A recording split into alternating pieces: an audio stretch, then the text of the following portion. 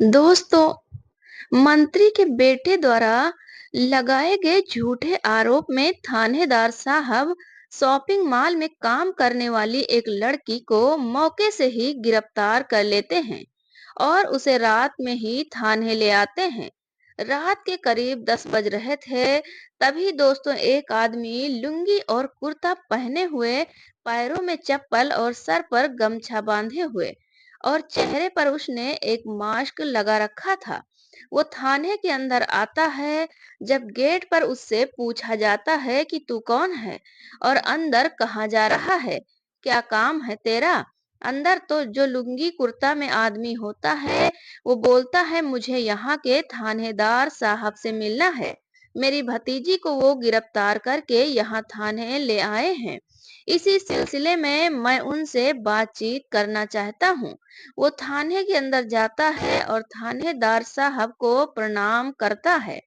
बोलता है हुजूर, ये मेरी भतीजी है, आप इसे छोड़ दीजिए। इसने कुछ नहीं किया है, इसने कोई गुनाह नहीं किया है। अब थानेदार जोरदार कड़कती आवाज में बोलता है, यहाँ के थानेदार तुम हो या मैं हूँ? तो जो लुंगी कुर्ता वाला आदमी होता है वो बोलता है साहब, थानेदार तो आप ही हो। तो थानेदार बोलता है तो तुम्हें कैसे पता है इसने कुछ भी नहीं किया है? इसने मंत्री के बेटे की कार में से गहने चोरी किए हैं। इसके ऊपर संगीन आरोप हैं। फिर वो लुंगी वाला आदमी बोलता है साहब, चाहे जो कुछ भी इस लड़की ने किया है, लेकिन आप रात के समय इस लड़की को गिरफ्तार करके यहाँ थाने नहीं ला सकते हैं। आप इसके घर पर जाकर पूछताछ कर सकते हैं, तलाशी कर सकते हैं। घटना स्थल पर जाकर आप वहाँ जांच पड़ताल कर सकते हैं। लेकिन इस तरह से रात के समय में लड़की को गिरफ्तार कैसे कर सकते हो? ये मेरी भतीजी है जो कि बिल्कुल निर्दोष है। मैं अच्छे से जांच पड़ताल की है, आप इसको छोड़ दीजिए। थानेदार साहब बड़ा रौब जमाते हुए बोलता है, अरे वो तू बहुत कानून जानता है, तुझे अभी कानून का एक दो पाठ और सीखना पड़ेगा। तभी थानेदार चुटकी बजाता हुआ बोलता है, चुपचाप यहाँ से निकल ले, नहीं तो तुझे भी अंदर हवालात में डाल दूंगा। वो लुंगी वाला आदमी बोलता है हुजूर, आप कानून के रक्षक हैं, यह आप कैसी बातें कर रहे हो? बिना किसी अपराध के आप मुझे हवालात के अंदर कैसे कर सकते हो? अब दरोगा बोलता है कि अपराध तो मैं 2 मिनट में साबित कर दूंगा और सबूत भी पैदा कर दूंगा। वो लुंगी वाला आदमी बोलता है साहब, आप ऐसा नहीं कर सकते हो। तभी थानेदार को गुस्सा सातवें आसमान पर पहुंच जाता है। वो उस आदमी का कॉलर पकड़कर बोलता है, अभी मैं तुझे सिखाता हूँ मैं क्या कर सकता हूँ और क्या नहीं कर सकता हूँ। ये कहकर दरोगा उस लुंगी वाले आदमी को थप्पड़ मारना ही चाहता था। तभी वो लुंगी वाला आदमी थानेदार का हाथ पकड़ता है और अपने कुर्ते की जेब से आई कार्ड निकालकर उसकी आंखों के सामने लहराने लगता है। दोस्तों, आई कार्ड देखते ही थानेदार के पैरों तले जमीन खिसक जाती है। वो एकदम से बिल्कुल सावधान स्थिति में आ जाता है और एक जोरदार सैल्यूट मारता है। आखिर दोस्तों, वो आदमी कौन था और लुंगी में क्यों आया था? उस थाने में वो लड़की कौन थी और वो मंत्री का बेटा कौन था? ये सब बातें जानने के लिए आपको ये वीडियो पूरा देखना पड़ेगा। दोस्तों, कहानी शुरू करने से पहले आप लोगों से विनम्रता से निवेदन करती हूँ कि आप वीडियो को एक लाइक कर दीजिए और हमारे यूट्यूब चैनल को भी सब्सक्राइब कर लीजिए। दोस्तों, चलते हैं कहानी के शुरुआत में। दोस्तों, ये कहानी बिहार राज्य की राजधानी पटना की है। पटना में डाक बंगला रोड पर वन प्लाजा शॉपिंग मॉल है। वहाँ एक लड़की जिसका नाम नैना होता है, वो मॉल में गाड़ियों को पार्किंग करने का काम करती थी। गाड़ियों की पार्किंग करवाना या कोई वीआईपी आ रहा हो तो उसके लिए रिजर्व सीट रखना, ये उसका काम था। बहुत ही गरीब परिवार से थी। उसके पिता मोहन कुमार और भाई सतीश कुमार दोनों पटना रेलवे स्टेशन पर फलों का ठेला लगाया करते थे और फल बेचा करते थे। दोस्तों, ये कहानी 27 अगस्त की शाम की है। एक पूर्व मंत्री का बेटा शाम के समय में वन प्लाजा शॉपिंग मॉल में शॉपिंग के लिए आता है। और अपनी गाड़ी को गलत तरीके से पार्किंग करने लगता है। वो लड़की जो नैना थी, जो वहां की पार्किंग इंचार्ज थी, वो उससे बोलता है, सर आप पार्किंग सही से कर दीजिए। और भी कई गाड़ियां यहाँ आती रहती हैं, उन्हें प्रॉब्लम होगी। दोस्तों, मंत्री का बेटा नशे में बुरी तरह से धुत था। वो बोलता है, तुम मुझे तरकीब सिखा रही हो। मेरी मर्जी है, मैं चाहे जहां गाड़ी पार्किंग करूं। तुम कौन होती हो मुझे रोकने वाली? वो लड़की बोलती है, सर मैं यहाँ की पार्किंग इंचार्ज हूँ। पार्किंग कराना मेरा काम है। आप प्लीज गाड़ी सीधी कर लीजिए। अब दोस्तों, मंत्री का बेटा गुस्से से गर्म हो जाता है। वो कड़कती आवाज में बोलता है, तुम मुझे पार्किंग कराना सिखाओगी? मेरी मर्जी है, मैं चाहे जहां पार्किंग करूंगा। अगर मेरे साथ ज्यादा बकवास की तो तुम्हें अभी के अभी यहीं अच्छे से सबक सिखा दूंगा। तो नैना बोलती है, सर आप मेरे साथ बदतमीजी नहीं कर सकते हो।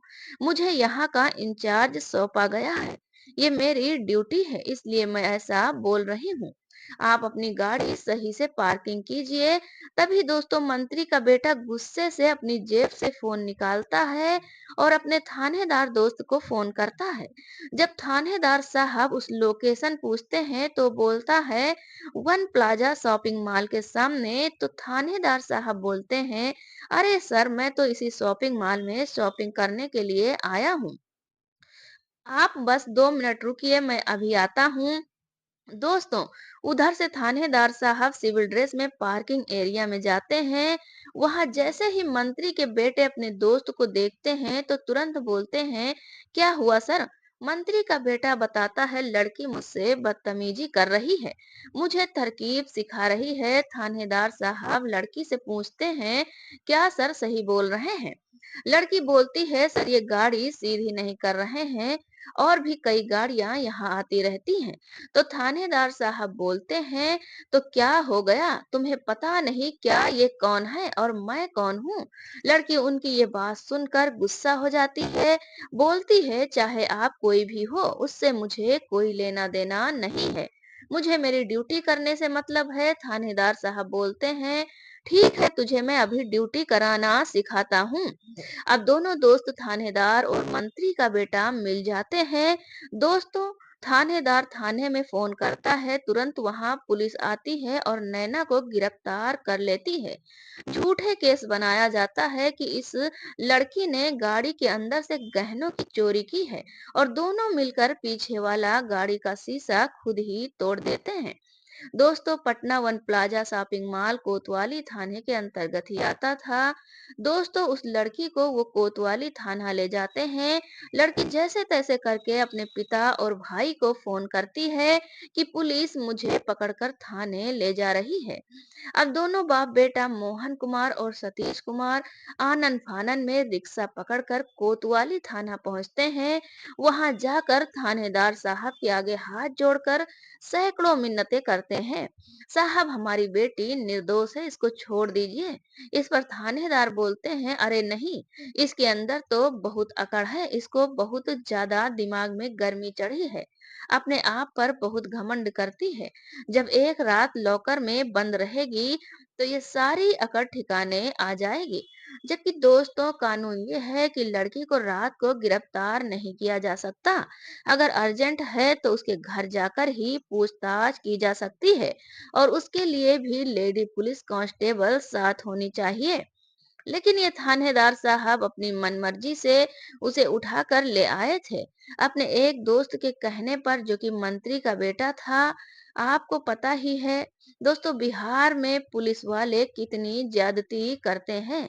अब उसके भाई और पिता दोनों बहुत कोशिश करते हैं, लेकिन थानेदार लड़की को नहीं छोड़ता है। फिर एक लेडी कांस्टेबल को बुलाता है, इस लड़की को लॉकअप के अंदर बंद कर दिया जाता है। अब दोस्तों, नैना रोते हुए अपने पिता से कहती है कि पिताजी, अगर आज की रात मैंने इस लॉकअप में बिता ली तो सुबह आप लोग मुझे ढूंढने की कोशिश मत करना। यानी दोस्तों थानेदार और मंत्री के बेटे की मंशा कुछ गलत थी। दोस्तों अब उसके पिता को और उसके भाई को कुछ भी नहीं सूझता।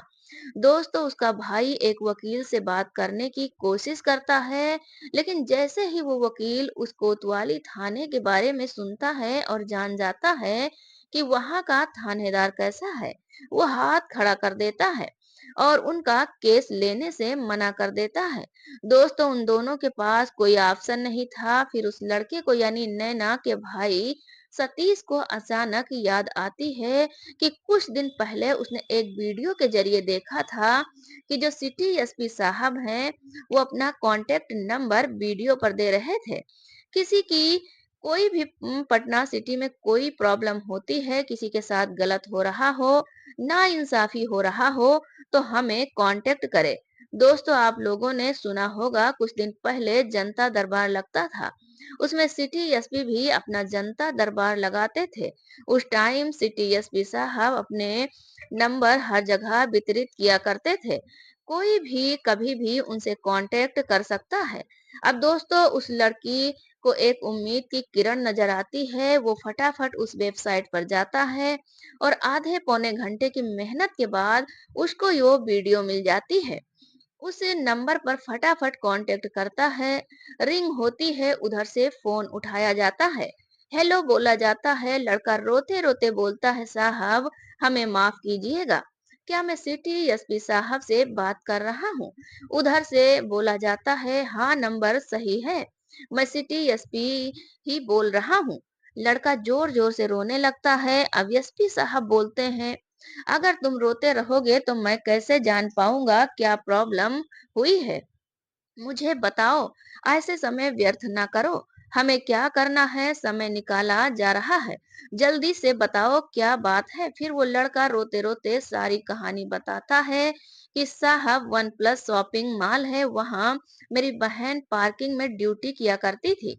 वहां एक बड़े साहब गाड़ी लेकर दारू पिए हुए आते हैं और उससे मेरी बहन की थोड़ी बोलचाल हो जाती है। तो उसने मेरी बहन को झूठे आरोपों में गिरफ्तार करवा दिया है कि मेरी बहन ने उनकी गाड़ी का शीशा तोड़कर गहने चुरा लिए हैं, जबकि उन्होंने ये मामला खुद ही किया है और झूठे केस में मेरी बहन को गिरफ्तार कर लिया है। हम गरीब आदमी हैं साहब, क्या करें, कैसे करें? एसपी साहब पूछते हैं, कौन से थाने ले गए हैं? वो लड़का बताता है, साहब कोतवाली थाना। एसपी साहब लड़की का नाम पूछते हैं। वो लड़का बोलता है, साहब मेरी बहन का नाम नैना है। एसपी साहब बोलते हैं, ठीक है, आप दोनों पिता पुत्र शांति बनाए रखिए, किसी के पास जाने की जरूरत नहीं है, मैं सब संभाल लूंगा। घबराना नहीं, मैं आपको कुछ देर में इसी नंबर पर कॉल बैक करता हूँ। अब दोस्तों फोन काटने के बाद एसपी साहब आनंद फानन में कोतवाली थाना के इंस्पेक्टर को कॉल लगाते हैं। कोतवाली थाना का इंस्पेक्टर झटपट भागता हुआ तुरंत एसपी साहब के पास पहुंचता है, क्योंकि दोस्तों कोतवाली थाना का कंप्लेन एसपी साहब को पहले भी कई बार मिल चुका था कि वहां के थानेदार अपनी मनमर्जी करते हैं। जब इंस्पेक्टर साहब वहां पहुंचते हैं तो एसपी साहब बोलते हैं, तुम्हारे कोतवाली थाने का बहुत कंप्लेन मिल रहा है, चलो आज वहां एक स्टिंग ऑपरेशन करते हैं। अब इंस्पेक्टर साहब भी कुछ नहीं कर सकते थे। वो भी एसपी साहब के साथ हाँ में हाँ मिलाते हैं। तुरंत एसपी साहब अपने दल बल को साथ लेते हैं, इंस्पेक्टर साहब को भी साथ लेते हैं और एसपी साहब अपना भेष बदलते हैं। एक लुंगी पहनते हैं, कुर्ता पहनते हैं, गमछा लेते हैं, अपने बालों को बेहतरीन करते हैं, चेहरे पर मास्क लगा लेते हैं और इंस्पेक्टर साहब को साथ लेकर कोतवाली थाना के पास आते हैं। कोतवाली थाना से पहले एक चौराहा है जहां से थाना क्रॉस करते हैं। उस चौराहे के पास एक पेड़ है, वहां पर जीप खड़ी करते हैं और इंस्पेक्टर साहब को बोलते हैं, आप सब मेरा इंतजार कीजिएगा, जैसे ही मैं मिस कॉल करूंगा आप लोग समझ जाना और तुरंत थाने के अंदर प्रवेश करना। चौराहे से थाने की दूरी 200 मीटर की थी। दोस्तों अब ये सब प्रक्रिया होते होते रात के 10 बज जाते हैं। अब एसपी साहब लुंगी कुर्ते में गमछा सर पर लपेटे हुए थाने के अंदर जाते हैं। गेट पर एक हवलदार उनसे पूछता है, कहाँ जा रहे हो? वो बताते हैं कि दरोगा साहब ने हमें बुलाया है। हमारी भतीजी गिरफ्तार हुई है। इस सिलसिले में बात करना है। वो उन्हें अंदर जाने देता है। दोस्तों जैसे वो अंदर जाते हैं, दरोगा साहब के पास पहुंचते हैं, उन्हें प्रणाम करते हैं। हुजूर प्रणाम। वो बोलते हैं, साहब मैं नैना का चाचा हूँ। ये बिल्कुल निर्दोष है, उसे उल्टा फंसाया गया है। उसे आप प्लीज छोड़ दीजिए। दरोगा साहब बोलते हैं कि दरोगा तू है या मैं हूँ? तुझे कैसे पता है ये निर्दोष है? क्या काम करता है? तो वो लुंगी वाला आदमी बोलता है, साहब मैं ठेला लगाकर फलों को बेचता हूँ। मुझे पता है ये लड़की बहुत शरीफ है, ये कुछ भी चोरी नहीं कर सकती है। दरोगा साहब बोलते हैं, तूने फल बेचते बेचते कुछ ज्यादा ही कानून पढ़ लिया है। मुझे लगता है अब तुझे सही से सबक सिखाना ही पड़ेगा। फिर दरोगा बोलता है, यहाँ से चुपचाप चले जा। यह बड़े बड़े लोगों के बीच की बात है। इसने जिस आदमी से पंगा लिया है वो बहुत बड़ा आदमी है। यहाँ के पूर्व मंत्री का बेटा है। इसे हम नहीं छोड़ सकते। इसे तो अब लंबी जेल होगी। दोस्तों, अब एसपी दरोगा साहब से बोलता है कि लड़की को रात में आप लोग गिरफ्तार नहीं कर सकते। आपको जो कुछ भी पूछताछ करनी थी, तलाशी लेनी थी, आप उनके घर पर कर सकते थे या वहां घटना स्थल पर कर सकते थे। अब दोस्तों दरोगा साहब को गुस्सा आ जाता है। वो लुंगी वाले आदमी से बोलते हैं, तूने ज्यादा ही कानून पढ़ लिया है, बस तुझे एक पाठ और पढ़ाना पड़ेगा। बोलते हैं 2 मिनट के अंदर यहाँ से भाग जा, नहीं तो तुझे भी इसके साथ अंदर बंद कर दूंगा, चोरी के जुर्म में। वो लुंगी वाला आदमी बोलता है, साहब बगैर किसी जुर्म के आप मुझे निर्दोष को अंदर कैसे कर सकते हैं? दरोगा चुटकी बजाते हुए बोलता है कि तुझे दोषी साबित करना तो मेरे बाएं हाथ का खेल है, और तेरे लिए गवाह भी मैं पैदा कर दूंगा। फिर वो लुंगी वाला आदमी बोलता है, साहब आप ऐसा नहीं कर सकते हो, आप कानून के रक्षक हैं, आप ऐसा कैसे कर सकते हो? इस पर दरोगा साहब का गुस्सा 7वें आसमान पर पहुंच जाता है। वो बोलते हैं, तुझे मैं अभी कानून सिखाता हूँ। ये कहकर दोस्तों उसका कॉलर पकड़ लेते हैं और उन्हें जैसे ही थप्पड़ मारना चाहते थे, तब तक वो लुंगी वाला आदमी दरोगा साहब का हाथ पकड़ लेता है और अपने कुर्ते की जेब से अपना आई कार्ड निकालता है और उसके सामने लहराने लगता है। दोस्तों आई कार्ड देखते ही दरोगा के पैरों तले जमीन खिसक जाती है और वह खड़ा का खड़ा रह जाता है और एक जोरदार सैल्यूट मारता है। तब तक एसपी साहब अपना फोन निकालते हैं और एक मिस कॉल अपने स्टाफ को करते हैं। अब दोस्तों 2 मिनट के अंदर ही इंस्पेक्टर अपने दल बल के साथ दौड़ता हुआ थाने के अंदर प्रवेश कर जाता है और वहां पहुंचकर एसपी साहब को जोरदार सैल्यूट मारता है। अब ये सब नजारा देखकर वहां थाने में जितने भी स्टाफ था, सबके सब हक्का बक्का रह जाते हैं। वो लड़की भी हक्का बक्का रह जाती है कि आखिर ये बंदा कौन है। अब इंस्पेक्टर साहब बोलते हैं कि ये हमारे सिटी के एसपी साहब हैं। दरोगा तो पहले ही जान चुका था क्योंकि वो देख चुका था। बाकी स्टाफ जैसे ही सिटी एसपी साहब का नाम सुनते हैं तो उनके भी पसीने छूटने लगते हैं और जैसे कि तैसे खड़े हो जाते हैं। अब एसपी साहब वहां कुर्सी पर बैठ जाते हैं और थानेदार को सामने खड़ा किया जाता है। अब उल्टा सीन हो गया था। दोस्तों पहले थानेदार कुर्सी पर बैठा था और एसपी साहब खड़े हुए थे। अब एसपी साहब थानेदार से पूछते हैं, हाँ भाई इस लड़की का नाम क्या है?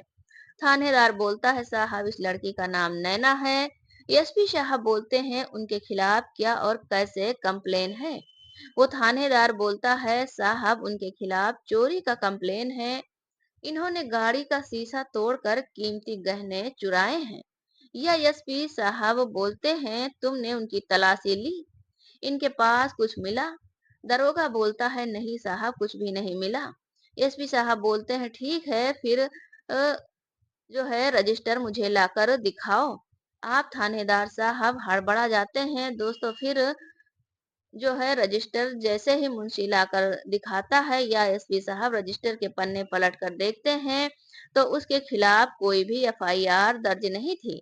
अब ये एसपी साहब गुस्सा हो जाते हैं, बोलते हैं, तुमने अभी तक इनका केस दर्ज नहीं किया है कि लिखित में तुम इनको गिरफ्तार किए हो।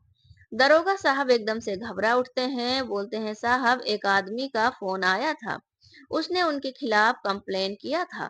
एसपी साहब बोलते हैं कौन आदमी था? शाहपुर मंत्री का बेटा था। अब एसपी साहब बोलते हैं क्या उसने लिखित में कुछ दिया था? दरोगा साहब बोलते नहीं साहब, लिखित में तो नहीं दिया था, बस फोन किया था। अब एसपी साहब उससे पूछते हैं तुम्हारी नौकरी कितनी हो गई है? दरोगा चुप हो रहता है। एसपी साहब जोर से बोलते हैं अरे भाई तुम्हारी नौकरी को कितने साल हो गए हैं? दरोगा धीरे से बोलता है साहब 10वां साल चल रहा है। क्या तुम्हें 10 साल में यह नहीं पता कि मौखिक केस पर दर्ज नहीं होता है, लिखित पर होता है। जब उसने लिखित कंप्लेन किया ही नहीं तो तुमने बिना फिर इस लड़की को कैसे उठा लिया? और तुम्हें ये नहीं पता क्या कि लड़की को रात में गिरफ्तार नहीं किया जाता है, लेडीज कांस्टेबल को साथ में लेकर जाते, उसके घर में पूछताछ करते, जिस जगह पर घटना हुई वहां पूछताछ करते। तुमने ऐसा कुछ किया है?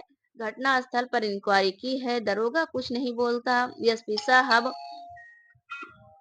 गुस्से में बोलते हैं बिना कुछ किए बिना कुछ जान तुमने इस लड़की को उठा लिया, इसका मतलब यह है कि उस आदमी से तुम्हारे यारी है या फिर तुम्हें मोटा माल मिला है इसके बदले में। अभी एसपी साहब इंस्पेक्टर को आदेश देते हैं कि अभी के अभी इस लड़की को छोड़ो। दोस्तों लेडीज कांस्टेबल आती है, उस लड़की को छोड़ देती है, उसके बाद एसपी साहब खड़े हो जाते हैं, इंस्पेक्टर से बोलते हैं अभी के अभी मैं इस दरोगा को सस्पेंड करता हूँ और इस लाइन हाजिर करता हूँ। अभी एसपी साहब इंस्पेक्टर को ये भी बोलते हैं कि जो बंदा इसके खिलाफ कंप्लेन किया था, मौखिक रूप से किस मंत्री का बेटा है, उसके खिलाफ मानहानि केस दर्ज कराओ। अब दोस्तों एसपी साहब फोन करके लड़के के पिता और उसके भाई को बुला लेते हैं और उनसे बोलते हैं तुम लोगों को मंत्री के बेटे के खिलाफ मानहानि का केस दर्ज करना है कि हमारा समाज में बहुत बेइज्जती हुई है, हमारी लड़की की बेइज्जती हुई है। पहले तो दोस्तों मोहन कुमार जो लड़के के पिता थे और लड़के का भाई सतीश कुमार दोनों घबरा जाते हैं, बोलते हैं हुजूर हम इस केस मुकदमे के चक्कर में कहाँ उलझते रहेंगे, हम गरीब आदमी हैं, रहने दीजिए। जब एसपी साहब उन्हें डांटते हैं कि जब खुद मैं तुमसे बोल रहा हूँ मानहानि का केस करो, फिर दोनों बाप बेटा एक मानहानि का केस दायर करते हैं। इस पर दोस्तों मंत्री के बेटे की गिरफ्तारी हो जाती है और उसे बहुत अच्छे से सीख दी जाती है। तो दोस्तों ये थी आज की कहानी, आपको कैसी लगी? एसपी साहब के बारे में आपकी क्या राय है, हमें कमेंट करके अवश्य बताइए। और ऐसे ही इंटरेस्टिंग कहानियां सुनने के लिए हमारे यूट्यूब चैनल को सब्सक्राइब कर लीजिए और वीडियो को भी एक लाइक कर दीजिए। मिलते हैं फिर से एक नई कहानी के साथ। तब तक के लिए धन्यवाद। जय हिंद, जय भारत। और हाँ प्लीज प्लीज आप मेरे चैनल को एक बार जरूर सब्सक्राइब कर लीजिए।